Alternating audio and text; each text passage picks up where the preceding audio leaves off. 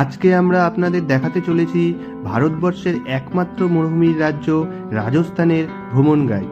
ভ্রমণ প্রসঙ্গ উঠলেই সবাই জানতে চায় কি ভালোবাসেন, পাহাড়, সমুদ্র নাকি জঙ্গল। মরুভূমি কিন্তু বঞ্চিতই থেকে যায়। তবে রাজস্থানে ঘুরতে গিয়ে বুঝতে পারলাম মরুভূমির সৌন্দর্যও কিন্তু কম নয়। থর মরুভূমি থেকে শুরু করে বিভিন্ন রাজপুত রাজাদের স্থাপত্য, বিভিন্ন সিনেমার শুটিং থেকে শুরু করে ধন কুবেরদের ওয়েডিং ডেস্টিনেশন, এশিয়ার বৃহত্তম সিনেমা হল থেকে শুরু করে প্রিমিয়াম শপিং মল সবই রয়েছে রাজস্থানে। এই সব নিজের চোখে দেখার জন্যই আমাদের রাজস্থান ভ্রমণের জন্য বেরিয়ে পড়া। আপনিও যদি ভেবে থাকেন রাজস্থান ঘুরতে যাবেন তাহলে এই ভিডিওটি প্রথম থেকে শেষ পর্যন্ত দেখুন। আমি আশা করি আপনার রাজস্থান ট্যুর প্ল্যান করতে এই ভিডিওটি কিছুটা হলেও হেল্প করবে। হ্যালো অ্যান্ড ওয়েলকাম এভরিওয়ান, আমি রজত, আপনাদের স্বাগত জানাই আমার ইউটিউব চ্যানেল রজত নাগ স্পেশালস। নতুন নতুন ভ্রমণ ভিডিও পেতে চ্যানেলটি অবশ্যই সাবস্ক্রাইব করে বেল আইকন প্রেস করে রাখবেন। রাজস্থান এরিয়ার দিক থেকে ভারতের সবচেয়ে বড় রাজ্য, তাই রাজস্থান ভ্রমণ একবারে করতে গেলে মিনিমাম 12 থেকে 15 দিন সময় লাগে। আমাদের মতো অনেকেরই হয়তো এতদিন সময় একসাথে হয় না, তাই আপনারা যদি 6 থেকে 7 দিনের রাজস্থান ট্যুর করতে চান তাহলে আমার এই প্ল্যানটি দেখুন, অবশ্যই আপনাদের কাজে আসতে পারে। আমরা 6 দিন 6 রাত্রি রাজস্থানে থেকেছিলাম, সেই ট্যুর প্ল্যানটি আপনাদের জন্য আমি শেয়ার করলাম। রাজস্থান ভ্রমণকে আমি দুটি পর্বে ভাগ করেছি। প্রথম পর্বে আমি বলবো যোধপুর ও জয়সলমীর কিভাবে ঘুরবেন, আর দ্বিতীয় পর্বটি থাকবে জয়পুর, পুষ্কর ও আজমির নিয়ে। তাহলে দেরি না করে প্রথম পর্বটি শুরু করা যাক। রাজস্থান কখন যাবেন? রাজস্থান যাওয়ার বেস্ট সময় হচ্ছে অক্টোবর টু মার্চ পর্যন্ত। এই সময় যদি আপনারা রাজস্থান যান তাহলে কিন্তু ঠান্ডার ড্রেস অবশ্যই ভালো করে নেবেন, কারণ দিনের বেলা এখানে ওয়েদার মোটামুটি ঠিকঠাক থাকলেও রাতে কিন্তু বেশ ঠান্ডা পড়ে। আর আপনারা অবশ্যই অ্যাভয়েড করবেন সামারে রাজস্থান যাওয়া, কারণ এই সময় টেম্পারেচার প্রায় 45 ডিগ্রির আশেপাশে থাকে। রাজস্থান কিভাবে যাবেন? কলকাতা থেকে রাজস্থান যাওয়ার দুটো পদ্ধতি, এক ট্রেন, 2 ফ্লাইট। যেহেতু আমরা রাজস্থান ট্যুর যোধপুর থেকে শুরু করব, তাই কলকাতা থেকে যোধপুর যাওয়ার সবচেয়ে ভালো ট্রেন হচ্ছে হাওড়া যোধপুর এক্সপ্রেস। হাওড়া থেকে রাত্রি 11টা 25 মিনিটে ছেড়ে 30 ঘন্টা যাত্রা শেষ করে যোধপুর জাংশন স্টেশনে পৌঁছায়। টিকিট স্লিপারে 740 টাকা ও 3A-তে 1930 টাকা। কলকাতা থেকে আরেকটি ট্রেন রয়েছে, আপনারা চাইলে এই ট্রেনটাতেও যেতে পারেন। আপনি যদি নর্থ বেঙ্গল বা উত্তর পূর্ব ভারতের কোনো জায়গা থেকে যোধপুর যেতে চান তাহলে এই ট্রেনগুলো করে আপনি যোধপুর যেতে পারেন। আপনি যদি ফ্লাইটে যেতে চান তাহলে ভারতের যে কোনো এয়ারপোর্ট থেকে চলে আসুন যোধপুর এয়ারপোর্টে। আমরা হাওড়া স্টেশন থেকে যাত্রা শুরু করে একদিন পর সকাল সকাল পৌঁছে গেলাম যোধপুর জাংশন স্টেশনে। স্টেশন থেকে বাইরে বেরিয়ে আসলাম। যদি আপনাদের আগে থেকে হোটেল বুক থাকে তাহলে সেই অ্যাড্রেসে অটো করে পৌঁছে যান, আর যদি হোটেল বুক না করা থাকে তাহলে বাস স্ট্যান্ডের আশেপাশে পৌঁছে যান এবং সেখানে কোনো হোটেল ভাড়া করে নিন। আমরা অটো করে পৌঁছে গেলাম অনলাইনে বুকিং করে রাখা আমাদের হোটেলে। কম দামি ও বেশি দামি সব রকমেরই হোটেল রয়েছে, নিজেদের বাজেট অনুযায়ী হোটেল ভাড়া করে নিন। হোটেলে প্রবেশ করে ফ্রেশ হয়ে নিলাম ও কিছুক্ষণ রেস্ট নিয়ে নিলাম এবং এরপরে সকালের ব্রেকফাস্টটা সেরে নিলাম। ব্রেকফাস্ট কমপ্লিট করে বাইরে বেরিয়ে পড়লাম এবং একটি অটো ভাড়া করে নিলাম সারাদিনের জন্য। অটো ভাড়া সারাদিনের জন্য 1000 থেকে 1200 টাকার আশেপাশে পড়বে, এবং যদি আপনি কার ভাড়া করেন তাহলে 2000 থেকে 2500 টাকার আশেপাশে পড়বে। আমাদের অটো যাত্রা শুরু করলো আর সমতল থেকে কিছুটা উপরে অবস্থিত মেহরানগড় ফোর্টের উদ্দেশ্যে, আর আমরা কিছুক্ষণের মধ্যে পৌঁছে গেলাম মেহরানগড় ফোর্টের একদম সামনে। অটো আমাদেরকে বাইরে নামিয়ে দিল। এখন আমরা মেহরানগড় ফোর্টের একদম সামনে দাঁড়িয়ে আছি। মেহরানগড় ফোর্টটা এখন আমরা ঘুরে দেখব। তার আগে কয়েকটা কথা আপনাদেরকে বলি। রাজস্থান ঘুরতে আসলে কিন্তু আপনাদেরকে প্রচুর পরিমাণে হাঁটতে হবে। আপনি যতই কার বা অটো ভাড়া করুন কিন্তু হাঁটতে কিন্তু প্রচুর হবে। আর রাজস্থান ঘুরতে আসলে একটা কথা মাথায় রাখবেন যে আপনাকে প্রচুর এন্ট্রি ফিস দিতে হবে সমস্ত ঘোরার জায়গাগুলোতে। 50 টাকা থেকে 500 টাকা পর্যন্ত এন্ট্রি ফিস রয়েছে, তাই আমি টিকিটগুলো উল্লেখ করলাম না। বিভিন্ন টাইম টিকিটগুলোর প্রাইসটাও চেঞ্জ হয়ে যায়, তাই জন্য আপনাদেরকে কিন্তু এটা মাথায় রাখতে হবে, চার্জটা অনেকটাই বেশি দিতে হবে। তো আমরা টিকিট কেটে ভেতরে প্রবেশ করলাম। বিশাল বড়, খুবই সুন্দর এই মেহরানগড় ফোর্ট আমরা খুব ভালো করে ঘুরে দেখলাম। প্রায় 1.5 থেকে 2 ঘন্টা সময় লাগে এই ফোর্টটা ঘুরে দেখতে। সত্যিই খুবই ভালো লাগবে, খুবই সুন্দর। অনেকটা হাঁটতে হবে কিন্তু সত্যিই খুবই ভালো লাগবে। আর এই ফোর্টের পেছনের দিকে একটা মন্দির রয়েছে, চামুন্ডা দেবীর মন্দির, সেই মন্দিরটাও আমরা ঘুরে দেখলাম।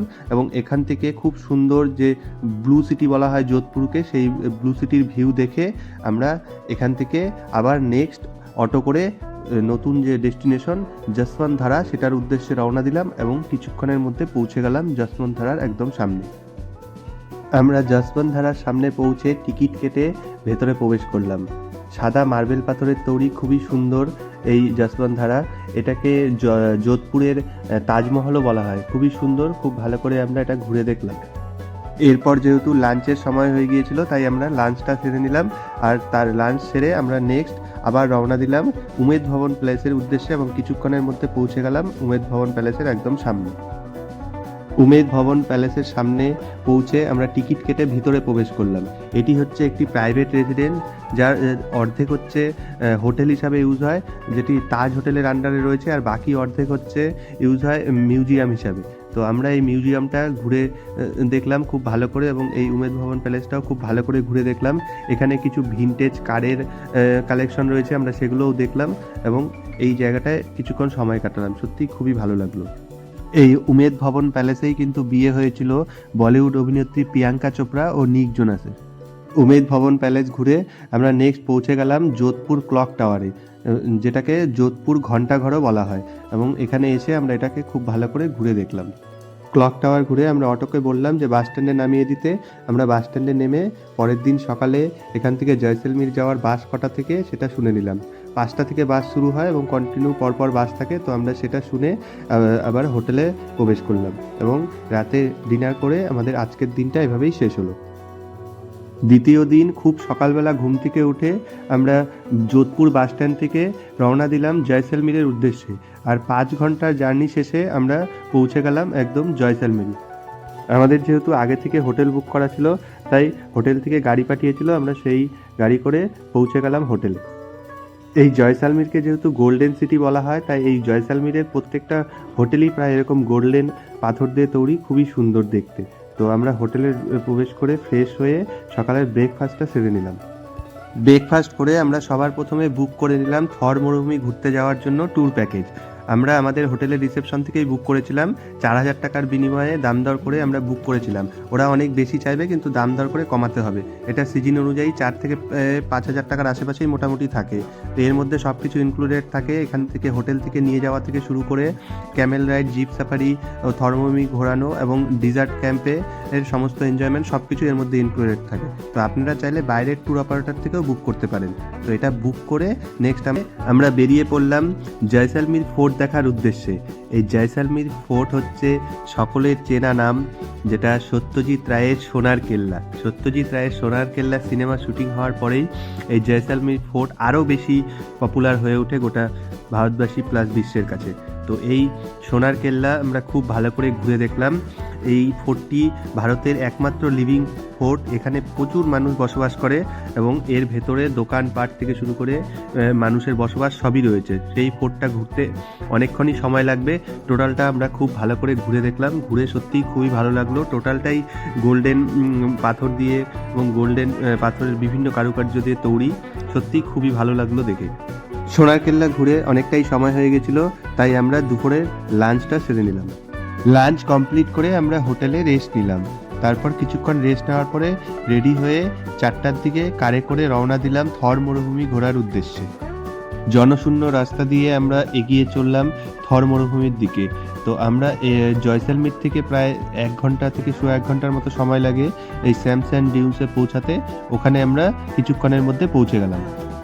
আমাদের কার আমাদেরকে স্যামসান ডিউসের ওখানে নামিয়ে দিল।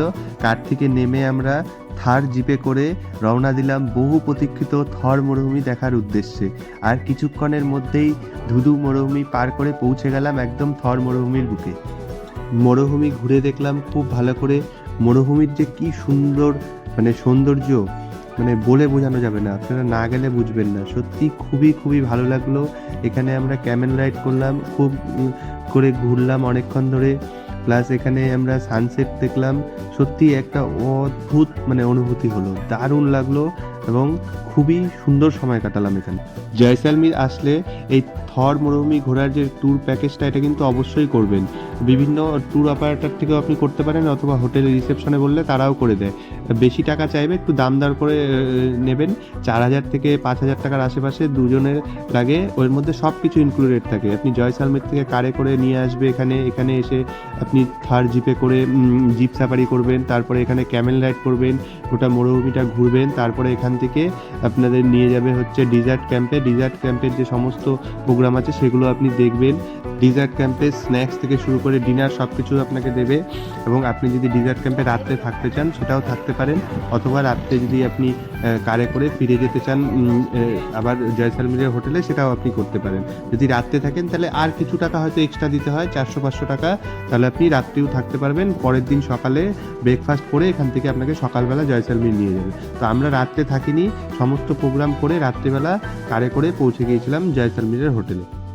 থর মরুভূমি খুব ভালো করে ঘুরে আবার সন্ধ্যা হয়ে আসছিল, আমরা আবার রওনা দিলাম এখান থেকে স্যাম স্যান্ড ডিউন্সের ওখানে।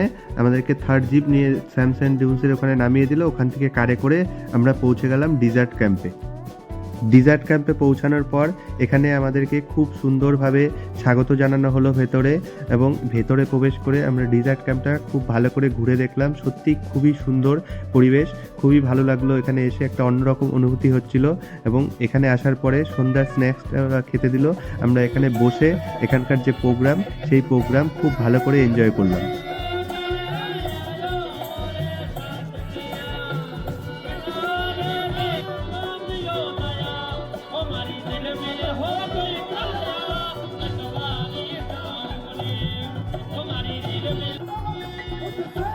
প্রায় 9টা 9:30 পর্যন্ত প্রোগ্রাম চললো। আমরা খুব ভালো করে এনজয় করলাম, এবং প্রোগ্রাম শেষে এখানে যেহেতু ডিনার এর মধ্যে ইনক্লুডেড ছিল, তো এখান থেকে আমরা ডিনার করে নিলাম, এবং ডিনার করে একটু কিছুক্ষণ রেস্ট নিয়ে আবার এখান থেকে কারে করে আমরা গান শুনতে শুনতে রওনা দিলাম জয়সালমীরের হোটেলের উদ্দেশ্যে, এবং 1 ঘন্টার মধ্যে আমরা পৌঁছে গেলাম জয়সালমীরের হোটেলে। আর আজকের দ্বিতীয় দিনটা আমাদের এভাবেই শেষ হলো। তৃতীয় দিন সকালবেলা উঠে আমরা ব্রেকফাস্টটা সেরে নিলাম। ব্রেকফাস্ট সেরে আমরা বাইরে বেরিয়ে একটা অটো ভাড়া করে নিলাম ঘোরার জন্য, আর পৌঁছে গেলাম ফার্স্ট ডেস্টিনেশন সেলিম সিংকি হাভেলি ঘোরার জন্য। সেলিম সিংকি হাভেলি ঘুরে আমরা নেক্সট পৌঁছে গেলাম পাটোয়ান কি হাভেলি একদম সামনে। টিকিট কেটে ভেতরে প্রবেশ করে পাটোয়ান কি হাভেলি খুব ভালো করে ঘুরে দেখলাম, এবং এখানে মিউজিয়াম রয়েছে সেগুলো ঘুরে দেখলাম। আর এই পাটোয়ান কি হাভেলির একদম যে টপ ফ্লোর আছে, এই টপ ফ্লোর থেকে খুব সুন্দর সোনার কেল্লা বা জয়সালমীর ফোর্টের খুব সুন্দর দৃশ্য দেখা যায়। আমরা সেই দৃশ্য খুব সুন্দর ভিউ দেখলাম। এরপর আমরা এখান থেকে বেরিয়ে দেখে নিলাম নাতমাল কি হাভেলি। নাতমাল কি হাভেলি ঘুরে আমরা পৌঁছে গেলাম গাদিসার লেকের একদম সামনে। এখন আমরা গাদিসার লেকটা ঘুরে দেখবো, আর এখানে আমরা বোটিং করব। গাদিসার লেক খুব ভালো করে ঘুরে এখানে বোটিং করে সত্যিই খুবই ভালো লাগলো।